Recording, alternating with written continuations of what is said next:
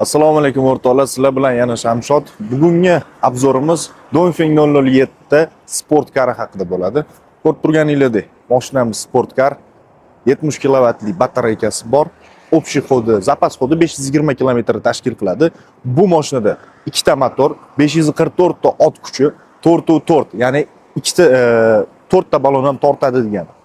Xo'p o'rtoqlar, bu mashinaning dizayniga o'zingizlar bitta baho berasizlar. Dizayn taraflama ham, tezlik taraflama, komfort, безопасность hamma taraflama maksimal darajada qulaylik ishlangan.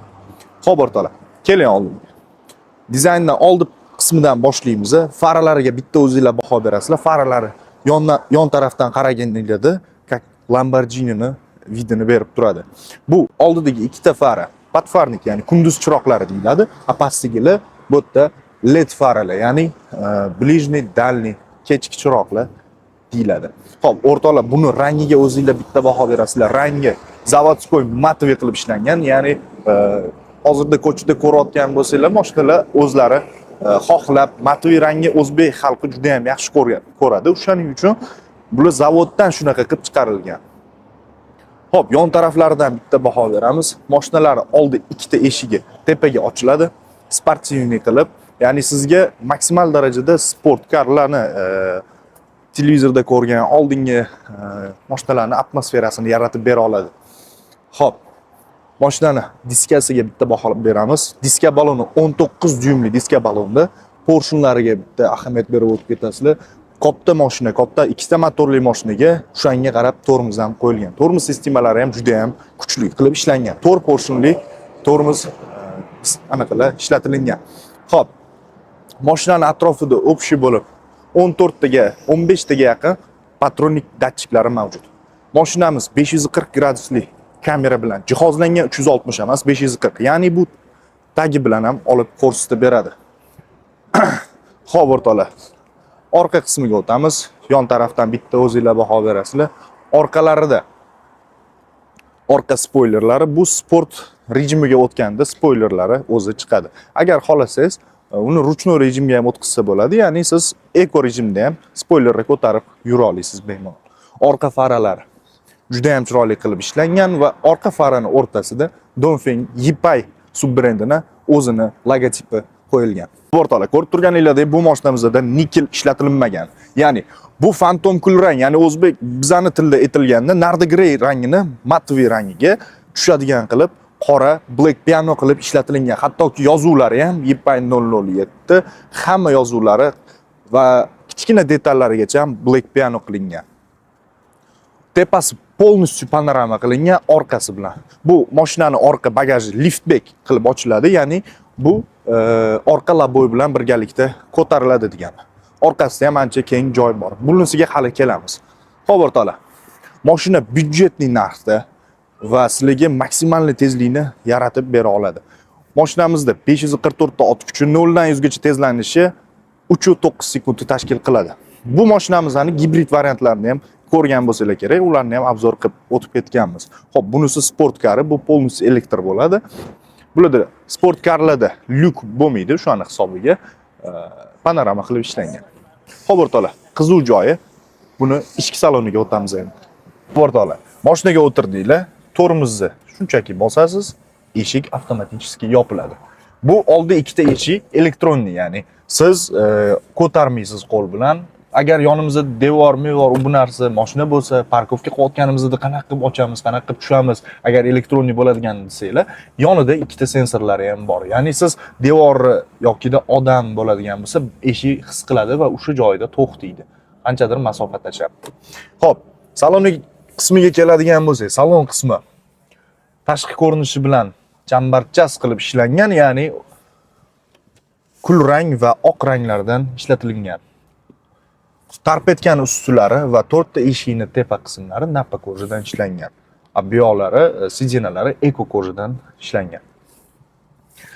Xo'p, mashinamizda plastik detal unchalik ko'p ishlatilmagan, shuni hisobiga mashina yanada bogatliroq, ya'ni hashamatliroq qilib ko'ringan. Buni eng qiziq tarafi, hammalar taksi kinosini ko'rgan bo'lsanglar kerak. O'shanda taksida agar eslasanglar, sport rejimiga olganda ruli, balonlari, yana spoilerlari chiqib, tablolarigacha alishadi. Xitoyliklar ham xuddi shundan ilhomlanib, bunga ham xuddi shunaqa funksiya qo'shgan. Ya'ni siz sport knopkasini, ruldagi sport knopkasini bosganingizda tablosi o'zgaradi. Bu sizga yanada emotsiya, yanada bir agressiya qo'shadi. Bu hozir kunduz kuni bo'lgani uchun unchalik yaxshi ko'rinmayapti. Agar siz sport rejimiga olganingizda obshivkalaridagi podsvetkalar hammasi qizil rangga kiradi. Xo'p, o'rtoqlar. Orqa qismlari ham keng. Ya'ni agar solishtiraman desanglar, bemalol Malibu 2 lardan anaqa olsanglar bo'ladi. Malibu 2 dan keng. Meni xayolimda endi kimga qanaqa bilmayman to'g'risi. Xo'p, orqalariga ham o'tirib ko'rsataman. Eshigini mana ochilishiga bitta o'zingizlar baho berasizlar. Ha, yana mashinada kamera, Face ID va shunga yarasha 8 taga yaqin airbaglar bor. Ya'ni bezopaslik ham shunchalik yaxshi qilingan. Ya'ni Face IDni hammanglar o'zingizlar bilasizlar.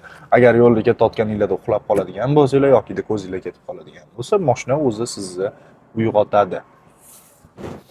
Mana mashinaning orqa qismi, orqalari ham keng, yaxshi qilib ishlangan. Lekin asosiy emotsiya sizlarga oldi qismida bo'ladi.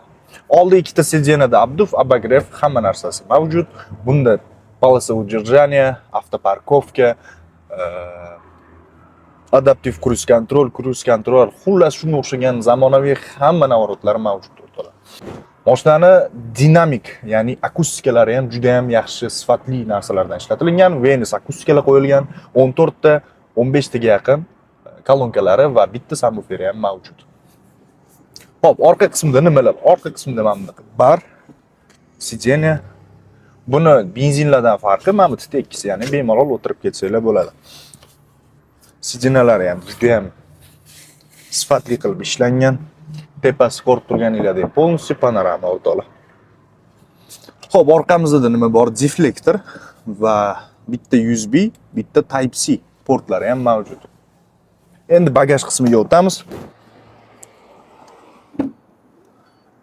Mana ko'rib turganinglardek bagaj qismi. Bagaj qismida 700 litrga yaqin joy mavjud, juda ham katta qilib ishlangan. Bu sedanga bunaqa katta joy juda ham zo'r.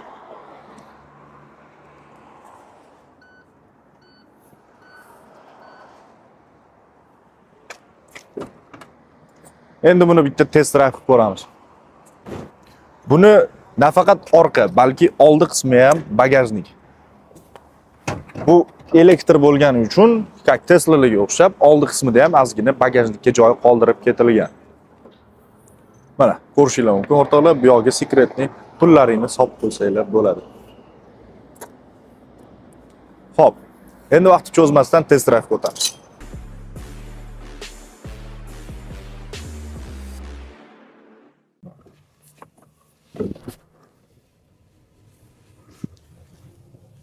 Xo'p, mashina absolutno yumshoq o'rtoqlar, juda ham yumshoq. Shumkalari ham juda ham yaxshi qilib ishlangan. Ichkariga sezayotgan bo'lsanglar, unaqa ovoz eshitilmayapti. 安全带位记， Xo'p, mana. 安全带位记， Voy, voy, voy, voy, voy, voy, voy, voy. Mersni dizayni, BMWni tezligi 安 va 全带位 Rolls-Royce'ni 记， komforti hammasi bitta mashinada jam bo'lgan. Bu Dongfeng Yipay 007. Buning narxi ham shunga mos. Ya'ni juda ham byudjetli. Odamlar bemalol olib haydashligi mumkin. Xo'p o'rtoqlar, mashina juda ham yumshoq. Men o'zimga shunaqa yoqyapti, lekin hozir ichida o'zimni вообще boshqa dunyoda his qilaman o'zimni. GM mashinalaridan, ya'ni kimga qanaqa, men GM mashinalaridan bunga o'tganda srazu boshqa dunyo bu. Hadoylarini tekshirishga hozir men sal Yamasi ko'proq yo'lga o'tdim. Hozir hadoylari ham juda ham yumshoq qilib ishlangan. Bularda pnevmali bo'ladi. Ya'ni ko'tarib tushirmaydi-yu, podveskasi bo'lmaydi. Pnevma, ya'ni gazovoy bo'ladi hadoychaslari. Shuni hisobiga juda ham yumshoq mashina. Voy, voy, voy, voy, voy. Gazga, pedalga, ya'ni hazillashib oyog'ingizga tegib ketsa ham olib qochib ketadi. O'shaning uchun bu mashinada sal ehtiyot bo'lib haydash kerak. Buni maksimal tezligi 180 km/soatga. Obortolar 0 dan 100 gacha tezligini ko'ramiz. 1, 2, 3. Voy. Mashina absolyutni judayam tez o'rtoqlar. Bu mashinada yurganingizda ko'chadagi hamma e'tibor sizlarda bo'ladi. O'rtoqlar, bu mashinamizning eng qiziq joyi, narxi keladigan bo'lsa, narxi $35,000 tashkil qiladi. Bu Dongfeng 007 sportkaridan O'zbekistonda hali bir dona, u ham bo'lsa Dongfeng ofitsialniy dilerida. Xo'p, sizlarga joylashuvimizni yana bir marta tushuntirib o'tib ketaman. Dongfeng avtosalonimizda mashina bozori orqa tarafi Drivers Village shundagina ro'parasida joylashgan. Agarda sizlarga qiziq bo'ladigan bo'lsa, pastdagi nomerlarga aloqaga chiqinglar yoki salonimizga tashrif buyuringlar. Bu mashinamizga 3 yil yoki 120 ming probegga garantiya beriladi. Bizda rassrochka xizmati, avtokredit va avtolizing turlari ham mavjud. Ya'ni siz boshlang'ich 30% to'lov bilan kelib, mashinani bemalol o'zingizning nomingizga rasmiylashtirib olib chiqib ketsangiz bo'ladi. Sog' bo'ling, omon bo'ling, siz bilan Shamshod.